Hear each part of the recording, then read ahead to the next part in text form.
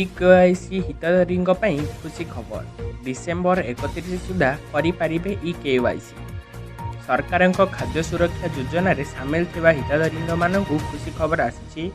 କୌଣସି କାରଣରୁ ଏପର୍ଯ୍ୟନ୍ତ ଇ-କେୱାଇସି କରାଇ ନ ପାରିଥିବା ହିତାଧିକାରୀମାନେ ଆସନ୍ତା ଡିସେମ୍ବର 31 ସୁଦ୍ଧା ନିକଟସ୍ଥ ଖାଉଟି ସୁଲଭ ମୂଲ୍ୟ ଦୋକାନ ବା ରାସନ କାର୍ଡ ପରିଚାଳନା କେନ୍ଦ୍ରକୁ ଯାଇ ନିଜ ଆଧାରଯୁକ୍ତ ଇ-କେୱାଇସି କରିପାରିବେ। ଏ ସମ୍ପର୍କରେ ଖାଦ୍ୟ ଯୋଗାଣ ଓ ଖାଉଟି କଲ୍ୟାଣ ବିଭାଗ ପକ୍ଷରୁ ସୂଚନା ଦିଆଯାଇଛି। ଏହା ସମସ୍ତ 11,827 ଗୋଟି ଖାଉଟି ସୁଲଭ ମୂଲ୍ୟ ଦୋକାନ ତଥା 314ଟି ବ୍ଲକରେ ଓ 64ଟି ଗୋଟି ପଞ୍ଚାୟତରେ କାର୍ଯ୍ୟକାଳରେ କାର୍ଯ୍ୟରତ ଥିବା ରାସନ କାର୍ଡ ପରିଚାଳନା କେନ୍ଦ୍ରଗୁଡ଼ିକରେ ଜାରି ରହିଛି।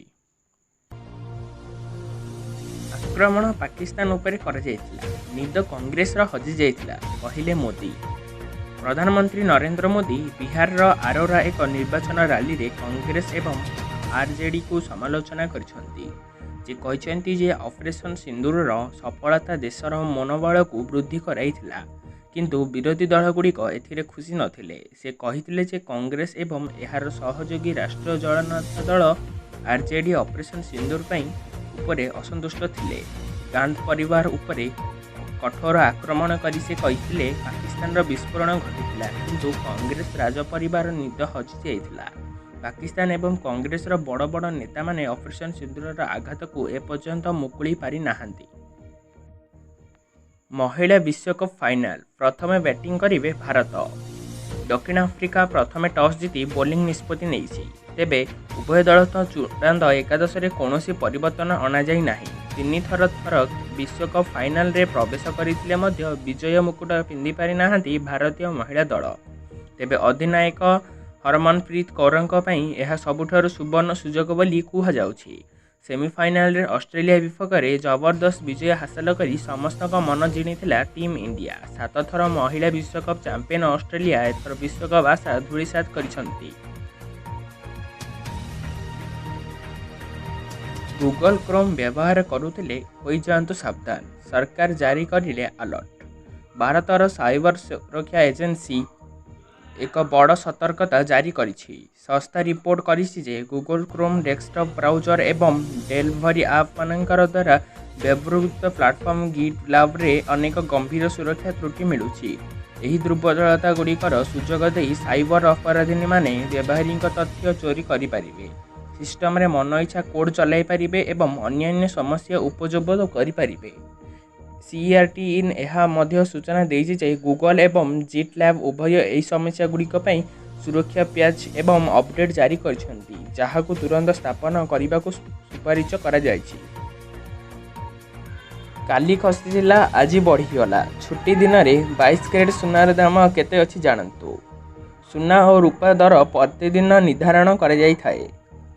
ଆଜି ଭାରତୀୟ ବଜାରରେ 22 କ୍ୟାରେଟ୍ ସୁନା ଦର 10 ଗ୍ରାମ ପ୍ରତି 1,12,750 ଟଙ୍କା ହୋଇଥିବା ବେଳେ 24 କ୍ୟାରେଟ୍ ସୁନା ମୂଲ୍ୟ 10 ଗ୍ରାମ ପ୍ରତି 1,23,008 ଟଙ୍କା ରହିଛି।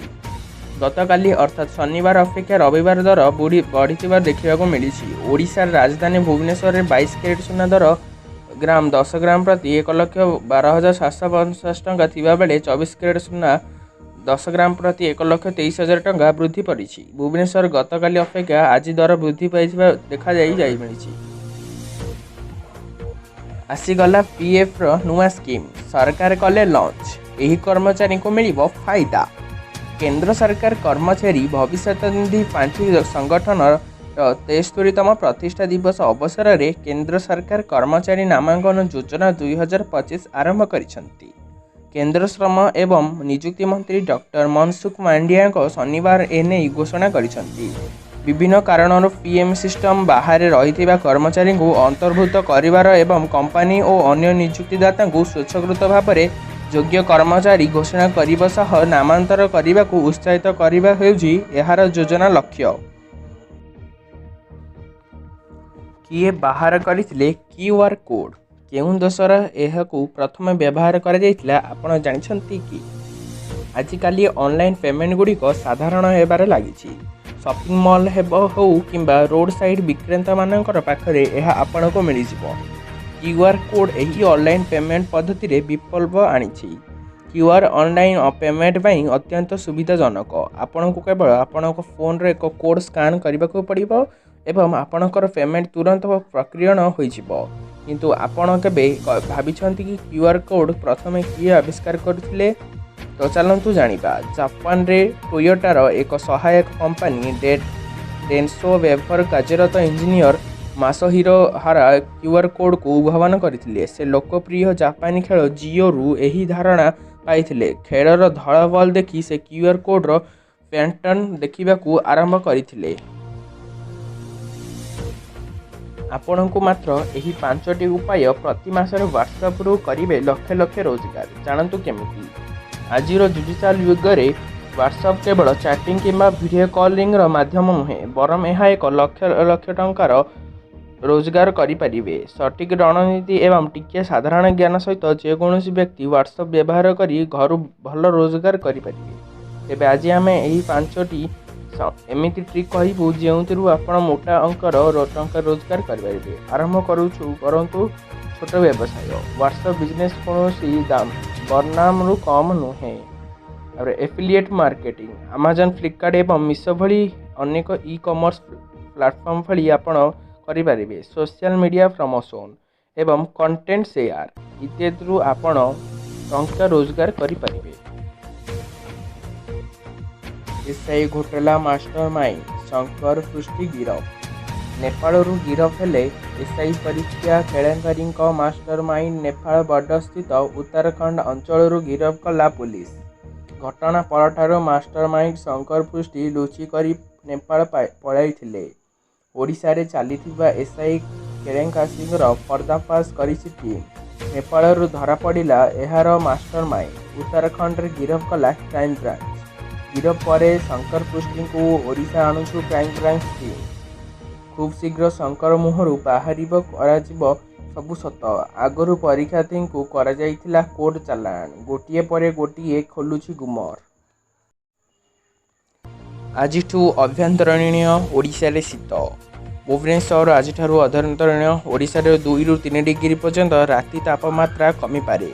ସେହିପରି ଉପକୂଳବର୍ତ୍ତୀ ଜିଲ୍ଲାଗୁଡ଼ିକ ମଧ୍ୟରେ କିଛି ସ୍ଥାନରେ ରାତି ତାପମାତ୍ରା 1ରୁ 2 ଡିଗ୍ରୀ ପର୍ଯ୍ୟନ୍ତ ହ୍ରାସ ପାଇପାରେ।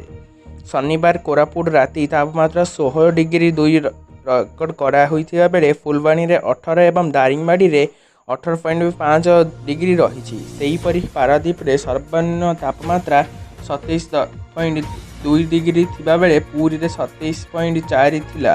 ବାଲେଶ୍ୱରରେ 25.5 ଏବଂ ଚାନ୍ଦବାଲି 25.8, ଭୁବନେଶ୍ୱରରେ 25 ଏବଂ କଟକରେ 23 ଡିଗ୍ରୀ ରହିଛି।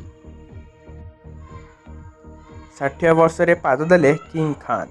32 ବର୍ଷ ହେବ ବଲିଉଡରେ କରୁଛନ୍ତି ରାଜ। ବଲିଉଡ ସୁପରଷ୍ଟାର, ରୋମାନ୍ସର କିଙ୍ଗ ଏବଂ ବି-ଟାଉନର ବାଦଶାହ ଶାହରୁଖ ଖାନଙ୍କୁ ପୂରିଛି 60 ବର୍ଷ। ଆଉ ଫ୍ୟାନ୍ସଙ୍କ ପାଇଁ ତାଙ୍କ ଜନ୍ମଦିନ ଇଦ୍ କିମ୍ବା ଦୀପାବଳି ଠାରୁ କମ୍ ନୁହେଁ। କାରଣ 32 ବର୍ଷ ଧରି ବକ୍ସ ଅଫିସରେ ରାଜ କରିଚାଲୁଛନ୍ତି କିଙ୍ଗ ଖାନ୍। କେବଳ ଭାରତରେ ନୁହେଁ, ବରଂ ସାରା ବିଶ୍ୱରେ ଶାହରୁଖ ଖାନଙ୍କ ଫ୍ୟାନ୍ ଫଲୋଇଂ ଢେର ଅଧିକ। ତାଙ୍କର ଟିକେ ଝଲକ ଦେଖିବା ପାଇଁ ପ୍ରଶଂସକମାନେ ଥିଏଟର ଏବଂ ତାଙ୍କ ମୁମ୍ବାଇ ସ୍ଥିତ ବାସଭବନ ମନ୍ନତ ଆଗରେ ଲଗାନ୍ତି ଲମ୍ବା ଲାଇନ୍। ହେଲେ ବହୁତ କମ୍ ଲୋକ ଜାଣନ୍ତି ଯେ ଶାହରୁଖ ଖାନଙ୍କ ତାଙ୍କ ପ୍ରକୃତ ନାଁ ନୁହେଁ। Shahrukh Khan, king Khan, romance king ଏସିଆର। କିନ୍ତୁ ଆପଣ ଜାଣି ଆଶ୍ଚର୍ଯ୍ୟ ହେବେ, ଏଗୁଡ଼ିକ ମଧ୍ୟରୁ କୌଣସି ଗୋଟିଏ ବି ଶାହରୁଖ ଖାନଙ୍କ ପ୍ରକୃତ ନାଁ ନୁହେଁ, ଏପରିକି ଶାହରୁଖ ମଧ୍ୟ ନୁହେଁ।